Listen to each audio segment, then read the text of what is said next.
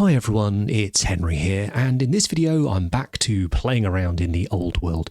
So Games Workshop sent us through for review the new Defenders of the Great Bastion box, and whilst I am still beavering away on my original Cathay army, I didn't want to get too distracted and start painting up loads of peasants and all the rest of it to add in until I got what I've already built, painted and done.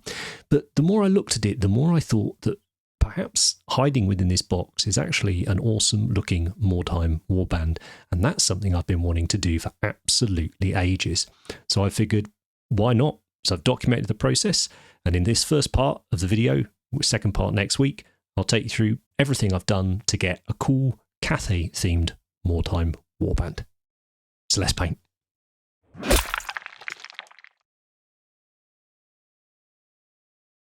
So as I say, when I looked at the box, I had a quick glance at it, I saw it on Warhammer Community and all that, and I thought, ooh, there's some quite exciting minis in here, and they're very different to the J Warrior stuff and the more sort of martial things we've seen with the previous models. But I have been Mordheim curious for many years. I was out the hobby when it came out, and I've always wanted to have a go when I got back in.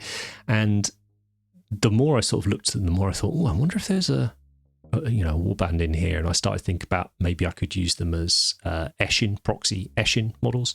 And I talked to Ben about it a fair bit. And in the end, he decided that, he felt that the Reichland, the generic sort of human list, probably was the best way to represent these guys on the thing. So I will go through in the next video the actual warband construction and talk about why I've chosen the ones I have chosen. I want to keep this one sort of about the kit itself and then the initial paintwork. But that sort of gave me the framework to then go through the box and go, right, I need 3 normal mooks with spears, I need 3 normal mooks with bows, 1 with a gun sort of thing. And I sort of said to Ben, these are the non-negotiables, I want to include these minis. And I thought there was going to be a fair whack of kitbashing needed. And spoiler, there was none. There was literally none. I am stunned by the quality of these sculpts, the dynamism of them, the variety you get within the kit. I think they're a significant step up on the Jade Warriors kit. Presumably they were done at the same time, I don't know, but presumably they were. But yeah, with regards to sort of variety and things like that, I think it's absolutely remarkable. And I haven't looked at the Marauders sprue. I did pick the box up. I haven't actually looked at the sprue yet. But if they're anything like these, then it's just awesome. Like, I'd love to know what you guys sort of were looking forward to seeing next for Old World. But also, why am I doing this video right now, and why is it in 2 parts? Well, keep it really brief. February was a bit of a write-off for me health-wise. It was miserable. And in that time, I still managed to get the Dark Walls video done. I got a Behemoth War Machine video done for Patreon. And then I started this Viper video, which should have been out on YouTube last week. And I just got floored, absolutely floored. And the more it dragged on, the momentum got lost on it. And I just thought, I'm going to shelve this. I'm going to move on and do the Cathay, which was the next project in line to do. Ideally, I'd like to have done it as just one video and shown you the whole warband in one go and it's done. But that wasn't realistic to get done in sort of a few days. So don't expect that we'll be doing multi-parters and things like that. It's just for this. I didn't want to leave you guys for yet another week without a video. With us moving to this sort of fortnightly release schedule, I'm conscious that if we miss a week, it ends up being quite a long gap between videos, and I don't want that. It doesn't help me with my hobby momentum, and I don't think it's that fun for you guys either. So yeah, that's why we've got Cathay and not the Elder. I'm going to finish the Viper, and I will stick that up on Patreon at some point. Here's the most important find in the entire box: the duck, a dead duck, admittedly, attached to the belt. The peasant kits have got so many little trinkets and doodads and things stuck on them. You want to go to war without your teapot. These lads, and girls, it's so much fun, and it felt really Warhammery. I remember, if I remember to include a slide here, I will, but there's years and years ago, GW bought out a few of these sort of random sculpts, almost like civilian type models for Warhammer. And for the orcs, they bought out this one orc with, I think he had a barrel and a torch, and the other one had a pig that he'd nicked under his arm. And it just sort of, these models, I think, have a lot of that charm about them and that sort of grounding in the universe. And again, it just sort of reinvigorated me and reassured me that yes, this was going to work as a warband. It wasn't just going to look like I'd put, a bunch of core troops on, skirmish bases essentially. What am I oh yes, this bit here. They lull you into this false sense of security that perhaps all the bits for each model are together, when in fact they are not. So you think, it's going to be easy to build. No, it's going to take like 20 hours just to find the pieces. But yeah, just working through it, there was so many opportunities to make these individual little characters. And the only model that I've used that's not from the Great Bastion box is this guy, which is the captain from the Sky Lantern. I love him. I think he's incredible, and I don't want to have to wait any longer to paint him. I'm trying to be really good. I'm painting all the Jade Warriors and the Lancers and the artillery and everything before I do the Sky Lanterns, but I'm waiting to do it for ages. So I thought, if I paint him now as part of this thing, that's a legit way of doing it, right? That's what I figured anyway. So here's the sort of sub-assemblies for these guys. I've left their hats off. So I decided for the spear lads and halberd lads, to do... I say lads, it's a nice mix of genders, actually, the sculpts. But I've left their hats off just to make it a bit easier. And then for the archers, I have left the quivers off their back, just because there's lots of nice detail underneath to paint. The reason the arms aren't primed on this is because I made this up originally and glued the head in, glued it all together and primed it, and it's just too hard to get into that face. So I just pinged everything off and remade that one.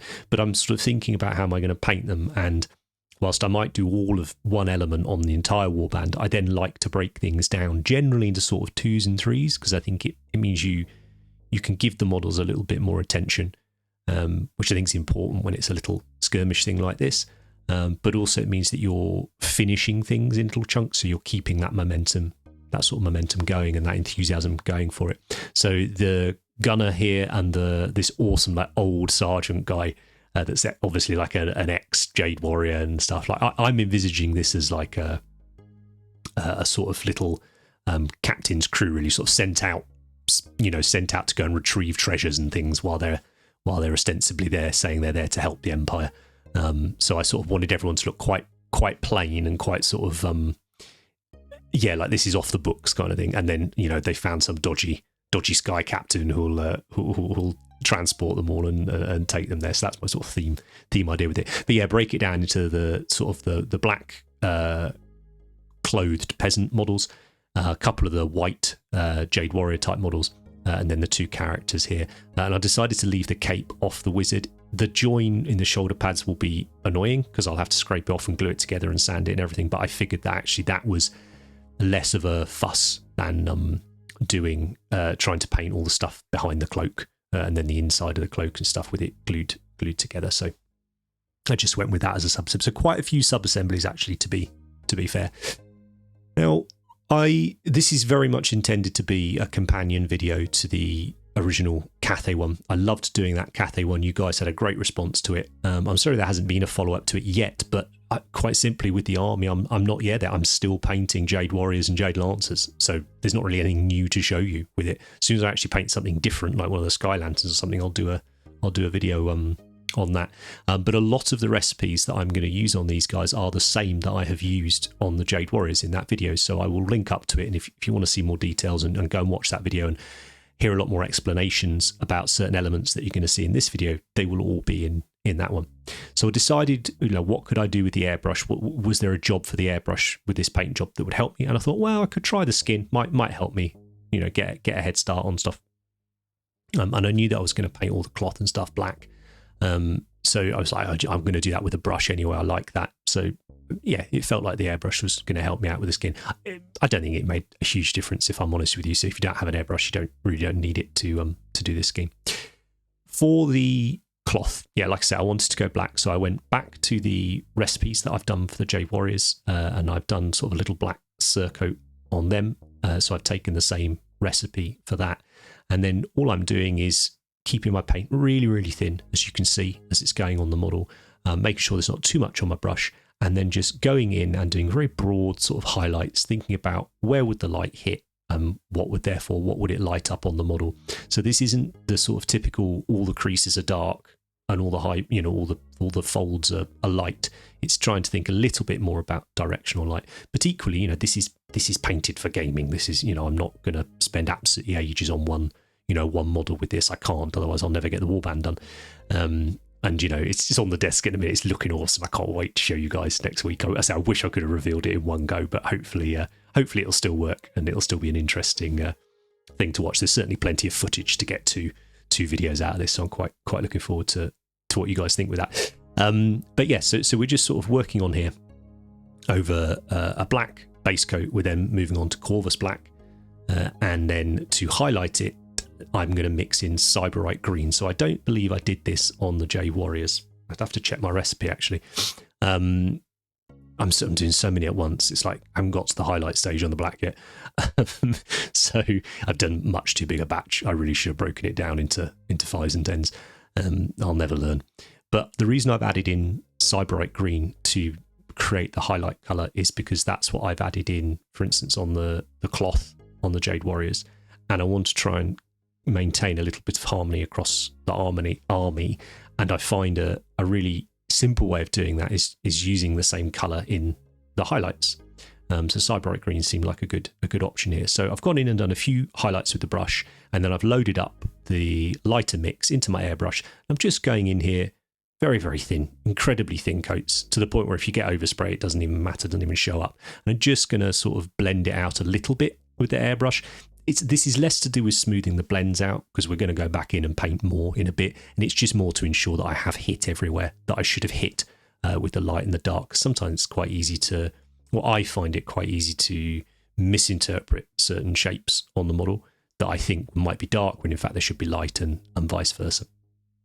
And I'm going to take you through my entire process start to finish. I mentioned this in a recent video about, would you prefer to see the process start to finish, or would you prefer to see me break it down into chapters where each individual section is done start to finish, even though in the order of the paint job that might not be how I've done it. And a few of you said, can we see it, just start to finish? So that's how this video is going to look. Then for the green trim, I knew I wanted to try and stay with the similar colours to what I've used on the rest of the army, but I wanted on the peasants these to be obviously more boring, more desaturated, and I felt like that would work well. So in the end, I settled on Deathcore Drab and then gave it a wash of Celia Green shade. Deathcore Drab was more or less the right colour, but it's a grim paint to use. I really don't like using it. I don't know why I bought it. Maybe I used it in an airbrush or something, but brush paint, it was horrible.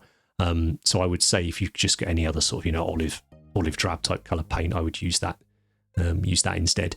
And then I'm mixing in the Cyberite to create the highlights. The Celia Green shade wash ended up completely changing the sort of tone of the green anyway. So yeah, lesson learned on that one. And yeah, there was just a case of mixing in the Cyberite green to create the highlights. And you see here, I'm just keeping that paint super, super thin so that an individual brush stroke really doesn't make a huge amount of difference. And the only thing to bear in mind with that really is to ensure there's not too much on the brush, so that when you touch the model, it doesn't all sort of wash off the brush. So the easiest way to do that, I find, is just to touch the brush on a little piece of kitchen paper or whatever before I touch the model. So I've done one or two little highlights there. It might seem like a lot of work, but I mean, all these stages are taking, a couple of minutes at most per model. And I had done all of the warband up to and including this stage that I'm showing you now. Essentially, it's base coating with a couple of initial highlights on there. And then we do the brown leather, which again is exactly the same recipe that I've used for the leather on the Jade Warriors. I've definitely started with my painting now doing more of this, creating sort of little colour mixes and then using a thinner mix and then sort of building it up slowly like that. I'm just quite enjoying painting like that at the moment. I think it's giving me decent results, sort of like time versus results. I'm quite pleased with how it's going. There's definitely something happening here, and it's really frustrating actually losing February. I don't know if anybody else in the UK has had this, whatever bug it was that was going around, but I know Andy got quite poorly as well. Like we've just had a nightmare, just an absolute nightmare in February, and it sort of killed all the momentum and everything that I had going with other projects, which is very frustrating. But I say you're not here to listen to me complain. I just wanted to explain why there had been a slightly unusual sort of output or whatever going on. but yeah, I've done sort of the various elements on the model. So we've got the black, we've got the green, we've got the brown on the leather, and then they have this rope around them for carrying the quiver, and it's quite a significant part of these models. So I felt like it was worth doing at this stage, the first few steps of it. And again, this is exactly the same recipe as I use. And the reason that I have wanted to do all of these stages is to just get an idea of, do these colours work together? Is the overall look what I want before I can then go in and refine that? And by going in and refine, I mean going back and essentially redoing all of the steps that I've done so far and just tidying them up, executing them better, ensuring that on a very minimal scheme like this, the work that's going in is mattered. There's a reason for it to be there. And again, this is a relatively new way of painting for me. I used to sort of do everything and then just do a few tweaks at the end. I always used to call it finishing touches and stuff in videos you might have seen. But I've been doing a few more projects recently where I've found real value in not sketching out, because goodness knows I hate that phrase, but yeah, just laying down a few of the ideas to see if they work before dismissing them, or before just racing ahead and doing it. I know it's something Andy does very, very often, and it's advice he's given me before as well. And if you'd like that sort of advice or tips or looking at people's processes, then do go and check out our Patreon. I've got videos up there, but a lot of the videos on Patreon are from Andy and working on his various personal projects, like his Golden Demon log he's got going at the moment for the upcoming Adepticon Golden Demon. Incredible little diorama he's got going. Let's go and check that out. But they're a lot more sort of long form, and there'll be lots of useful tips and tricks within them. And I thoroughly enjoy them as well. And yeah, it's quite nice as well. Patreon, obviously it supports everything we do, and we wouldn't be able to do anything without the support from the guys over there. And there will be more content coming, which is nice. I'm starting to show, like the Behemoth project for War Machine. That's where I'll be putting my personal hobby projects. Like that will be going over on Patreon, which is fun. It's nice to share them. So here you can see I'm going in and refining the black, so doing a few more highlights. And then I think the most important stage there was I went in with the pure black and just essentially black lines. So I went around all of the different sections.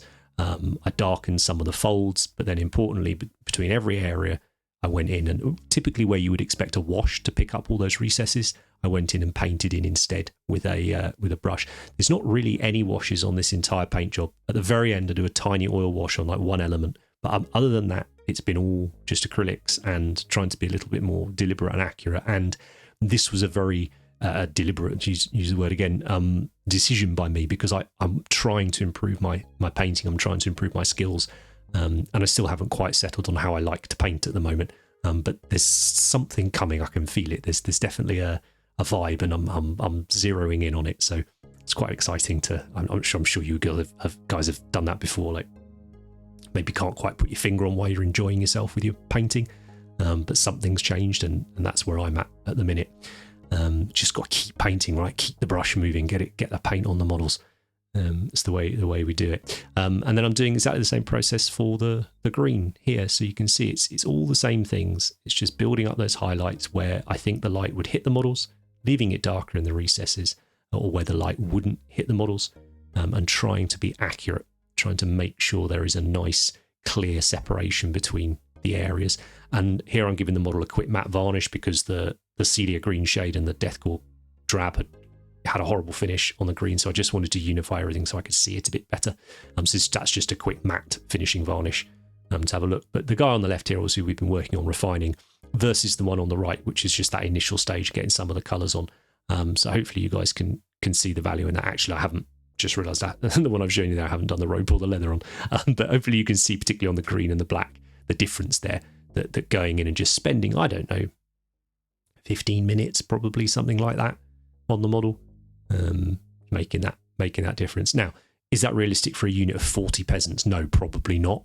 But that's not how I'm painting these guys. I'm painting them to complement my army, but I am painting them as a little warband. So here you can see next to one of the many Jade Warriors that are currently in various different states of completion on the desk. But I think they work really well together. I really like it. I think they complement each other nicely. Now, I know before anyone comes at me, and do you know what, actually, I'll leave that. Let's talk about the skin.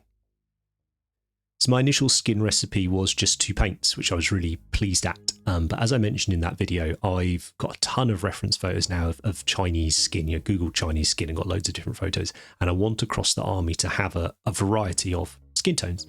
So for this one, I thought I would try and create a slightly ruddier, darker skin tone. And part of the reason for that was just this idea of, well, if these guys are like, not spec ops, but you know what I mean, sort of pioneers or treasure hunters or whatever, probably a little bit more exposed to the element. Maybe they're not looking after themselves quite as well, or maybe they're just gnarly old dudes and dudettes, that have been there and seen it all.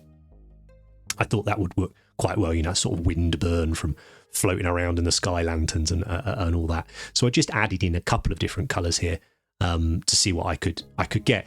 And this particular sculpt's got quite a lot of hair and hair and facial hair going on, and I was sort of finding it hard to see the face. So I did the first few steps and then thought, I'll paint his beard in, just help me see what's going on. And it wasn't quite right. And then I realised that since I'd done that Cathay video, I had discovered my favourite paint in the world, that isn't mini colour, obviously, which is reddish flesh, which is sort of the AK quick gen paints. I really, really like it when I'm painting skin, and it just gave me that little bit more sort of, redness, really, depth to the shadows. It's exactly what I was looking for. So I was trying to use Gilliman flesh, but it wasn't right. Oh yeah, and then it all went wrong. So I got a little bit of paint on his face, and I tried to rub it off with a Q-tip, and it rucked up loads of the paint and just smooshed all the paint off that side of the face and crinkled it all up. It was a horrible, bumpy surface now, and I was devastated. I'm really embarrassed to have to show this model on YouTube, all blown up as a big picture and all the rest of it, but you guys are not here to listen to someone complain about their hobby, so I have sucked it up as best I can. We're just going to assume this guy has a bit of a skin condition. We're not going to talk about it anymore, okay? So once the skin was done, little bit of hair. So for highlighting the hair, I've mixed in some of the flesh colour. I really like doing that with hair. I think it does give a noticeable difference of making it look a little bit more natural when you do your hair by mixing in the flesh to highlight it with. And again, I picture many of the sort of members of this warband being slightly older, so I thought some slightly greying hair would look good. So other than the obvious, I was really happy with the skin. I thought it came out great. I'm going to use that across lots more of the army, maybe like the artillery crew and the Sky Lantern crew and stuff like that. For the bow, I wasn't quite sure initially what to do with it, and then it was at the end of I'd just done the first few coats on the skin actually, and I was done for the day, and I thought, I wonder if stick some decals on the bow might look cool. So I wanted that, that classic kind of black painted lacquered wood look that you see in sort of Chinese and Japanese ornamentation stuff. And I thought, I wonder what it'd look like with some decals on. And there's loads of decals came out with the Cathay release, which is awesome. And in the J Warriors kit, there's tons of these little dragons, these little white dragons. I thought, this could look quite nice. I'm actually thinking for the bows on the 3 archers in the warband, I might do them a different colour. Just a nice way to separate them. And again, because I'm not necessarily seeing these guys as peasants, they're more specialists. I don't mind them having some quite ornate equipment. I think it's quite fun. So, I've given this guy a little bit of gold and stuff on his quiver. I'm giving him this lacquered bow with the detailing and stuff on it. I really like it. I think it's a nice effect. And many decals, particularly if they're white, you'll be able to just reverse them. So it was easy enough just to flip this one round and have it going the other way on it. Depends how the decal's been printed. Sometimes it'll be a white decal that's been coloured on one side, in which case you can't flip it. But sometimes if it's coloured on both sides, you can flip it. Like Space Wolf Heresy decals are a classic example of that. Like for many people, they're facing the wrong way. So you can just flip them over and turn them. And then the most important element of the entire model, and the thing that was dragging me out of the doldrums that I was in after the skin incident, which is the mighty duck. So if we quickly refer back to our Martian colour wheel, because this was something where I was like, okay, I'm going to introduce a new colour here. And there's an idea of analogous colours, so ones that are next to each other can work nicely. And there's this other phrase called, I think it's tetrahedric, something like that. Basically, like if you draw a square across the thing, those colours should work well together. So I sort of looked at that and I thought, oh, well, okay, next to this sort of, cobalty blue, that sort of somewhere in that vein we're going. Well, next to that is purple, because we're doing colder blues on this scheme, colder blues, colder greens, and that they're moving therefore towards your purples. And I thought, okay, it'd be nice for the duck, if I want the duck to be white, because I'm going for that sort of classic eating duck that we have here, not a game duck, like a farmed duck, because I'm assuming he's just nicked this from some poor peasant's garden in Stirland or something, and or Nordland, wherever they're it's not called Nordland now, is it? What's it at Westerland? There we go, some poor peasant's garden in Westerland. So I thought, well, I'm going to do it white, or white grey, but I thought, well, let's go for a slightly purple tint to it. That should work quite nicely. And if you want to watch the original Cathay video, I spend an awful lot of time talking about how I've sat down and tried to understand colour theory a little bit more and implement that in the paint job for the army. So it was important that I continued that with this. And then I've been using a lot of the new P3 paints recently, you'll have seen in quite a few videos, and I found this sort of one that said it was pale grey, but for me it's really obviously like a pink, like a purpley pink. So it's what I've gone for to start highlighting with. And I mean, just like everything else really, I start mixing it in, the lighter one, and then using thin coats and building it up. I'm not really talking too much about that because it's kind of the same thing I'm doing each time, right? So I don't need to belabor the point with that. I don't feel. And with regards again to lighting it, I'm not worrying about. You can see how thin the paint is I'm using it. I'm not thinking about lighting it, whereas I'm highlighting all the raised areas and all the recesses dark. It's sort of if the light's shining down, where's it going to hit? And just go in and do that. And I'm having quite a lot of fun as well, like not being so refined with some parts.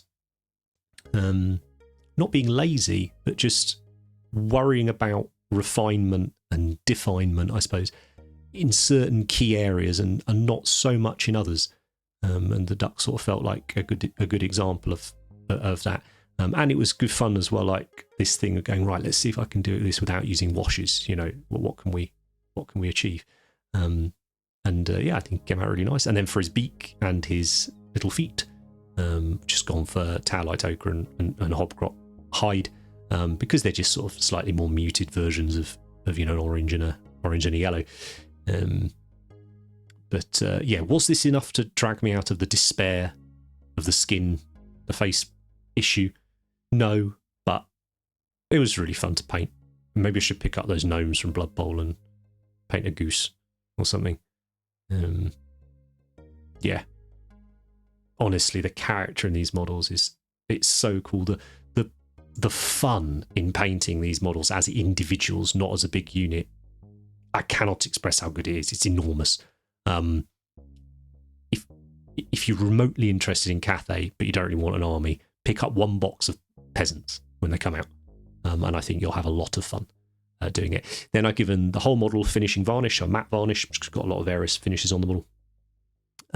And just wanted to do a couple little tweaks here. So I've started to mix in on my palette some of the flesh colours, I think in a brown maybe, or no, maybe it was the Towelite ochre actually, into the black, and just sort of give something to the ends of the bow just to make them look a little bit more painted.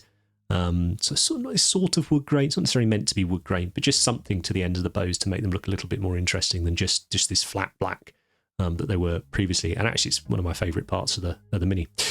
Here's one element that did sort of help keep me going after I just wanted to throw it in the bin and go and hide. I had ordered, my buddy Dan had printed me a bunch of bases that I want to use for the whole Cathay project, but this felt like a really good opportunity to see if they would actually work before going ahead and ordering several hundred of them. I will link up to these in the next video because I will paint them in the next video and show you them. But I think they're really, really cool. Those things there, I've recently picked up some of those Skadis pegboard things from IKEA to keep my paints in. My buddy Dan's printed me a load of paint holders to go in them. But yeah, here's the basis. So this nice sort of cobblestones, but also just kind of hill steps, bit wastelandy, just something I just really like it. This is how I kind of picture, the ruins of Carrigate Peaks and things like that. So that's what I want to use for these guys. So that cheered me up no end, actually, to be fair. And then the very final finishing touch is going to be a little selective oil wash here. So I'm using sepia, so dark brown oil. I'm mixing it with some mineral spirits, white spirits we call them here in the UK. Mixing it up into quite a thick wash. And I'm just going to pop this over a couple of parts of the model. Firstly, I wanted to just tone down and knock back the bow where the white is on it. And I could have just glazed this with some acrylic paint, to be honest with you. But I love oils, I love the look they give and everything. So just very simple glaze over the top. So by glaze, I mean I want to apply a thin layer of this oil all over. I don't want it to settle in recesses. I want it to cover the whole area evenly and slightly tint and grunge up what's underneath it. And then on the fletchings on the arrows, I thought, oh yeah, just give those a little oil wash as well, help with that bit of definition. I just used the same colours for those as I did for the duck. So there we are. There is the kind of tester done for the warband. The thing I was mentioning earlier that is with regards to the colours, I know I've been getting into Baron's War recently, and a couple of my friends are very into their historicals, medieval stuff and all that, and they sort of mentioned how the colours on peasants are often faded. It's harder for peasants to have darker colours because that was harder to create, etc., which I completely appreciate. But I wanted these guys to be in black because I thought it looked kind of cool. So that's why I went for that one. But yeah, this is how it's gone, and this is my process of creating this warband. So I'd love to have brought it to you as a completed warband, but that will be next week, where we will look at different character models. We'll delve into the basing, and also because of the way we're doing this, if you have any specific questions, I will be able to address them in next week's video, which is good fun. But yeah, as I mentioned, I was hugely disappointed with what happened with the face, gutted. But this happened this morning that this video is going out. I had to put the video out. I didn't want you guys to wait yet another week. So we're just going to look at him from the one angle. But ultimately, you put him down on the tabletop and you can't see a thing. I just think he looks like he's got a nice skin tone, and I'm really happy with the model. So I'm trying to just don't be hard on yourself. Painting can be stressful sometimes, and I know this is a hobby and we've got to put the work in, but it should be enjoyable, right? And holding yourself to these standards and then particularly sharing it online and stuff, it for me anyway, it's fraught with sort of anxiety and all of that, and it's okay. I mean, it doesn't matter what I say, right? But I'm just trying to share with you my feelings on it. Stuff will go wrong, it really doesn't matter. I still think he looks cool. This warband's going to look awesome. It's not put me off finishing it. I have had so much fun creating these guys with zero kit bashing, which was a ton of fun as well, as much as I love a bit of kit bashing.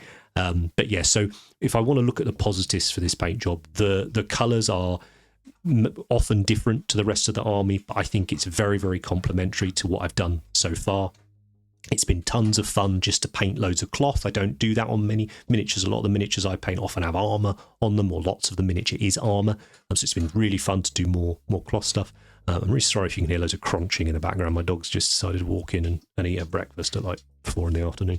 But yeah, all the positives, the colours have worked well. The theory has worked well. The idea with the skin of adding in more red into the shadows, that's worked really, really well. And the sharpness and the definition, adding in that black lining technique that I've only recently started doing. So there's tons and tons of positives for me on this model, which is fundamentally just a gaming model, right? It's not like some world-beating display piece, but there's still tons I've learned on it, and tons to keep me motivated and wanting to paint more.